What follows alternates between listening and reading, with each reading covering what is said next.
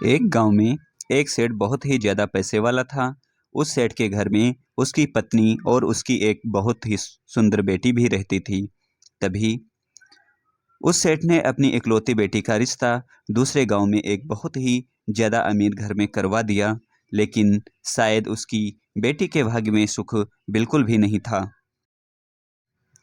क्योंकि उसका पति जुआरी और शराबी था और कुछ ही साल बाद वह बिल्कुल ही गरीब हो गए।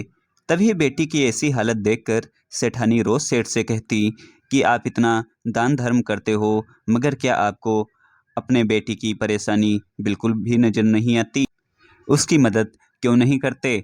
तो सेठ ने मुस्कुराते हुए कहा कि भाग्यवान, जब अपनी बेटी का भाग्य जागेगा तो खुद ब खुद सब ठीक हो जाएगा, और हम कब तक उनकी सहायता करेंगे? एक ना एक दिन तो उनको संभलना ही होगा। तभी एक दिन उस सेठ के घर उसकी बेटी और दामाद उनसे मिलने आते हैं। तो उनकी बेटी अपनी माँ के आगे रोने लग गई, मगर सेठ अपनी बेटी से भी यही कहता है कि बेटी, जब तुम्हारा भाग्य जागेगा तो तुम्हें किसी से भी कुछ भी मांगने की ज़रूरत नहीं पड़ेगी। लेकिन फिर भी वो सेठ अपनी पत्नी से कहता है कि तुम अपनी बेटी को 2 बोरी गेहूं दे देना। तो सेठानी ने जल्दी जल्दी कुछ बूंदी के लड्डू बनाकर उन लड्डुओं के बीच कई सोने के सिक्के डाल दिए और जल्दी जल्दी में अपनी बेटी और जमाई को 2 बोरी गेहूं और वह बूंदी के लड्डू उन्हें दे दिए, और फिर वो उन्हें एक तांगे में रखकर ले गए। तो उस लड़की के पति ने सोचा कि इस तांगे वाले को किराया ना देकर सास के दिए हुए लड्डू दे देंगे और अपना किराया भी बच जाएगा। तभी वह तांगे वाला उनका सामान उनके घर पर उतार देता है।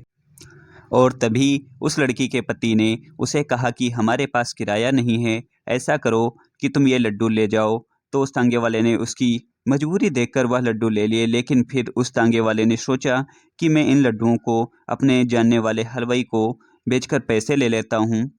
तो उसने अपने गांव में एक हलवाई को वो लड्डू बेच दिए और उसके बदले में कुछ पैसे ले लिए। तो उसी वक्त वो अमीर सेठ भी वहीं से गुजर रहा था। तभी उसने सोचा कि घर में बनाए लड्डू तो खत्म हो गए होंगे, क्यों ना मैं कुछ लड्डू घर के लिए खरीद लूं। तो हलवाई ने उस सेठ को वही लड्डू दे दिए जिन लड्डुओं को तांगे वाला बेच कर गया था।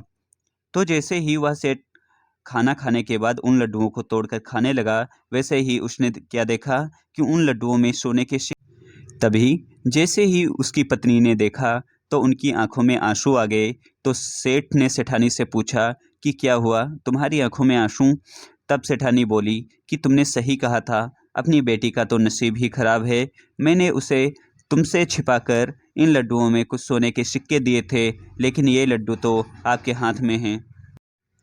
तभी उसने अपनी पत्नी को अपने सीने से लगाकर कहा कि भाग्यवान, मैंने कहा था ना कि बिना भाग्य के किसी को एक दाना भी नहीं मिल सकता, और ये लीला तो उस ईश्वर की है, और जब वो चाहेगा तो अपनी बेटी को किसी के भी आगे हाथ फैलाने की कोई भी ज़रूरत नहीं पड़ेगी, और एक दिन उसका भी भाग्य जरूर चमकेगा।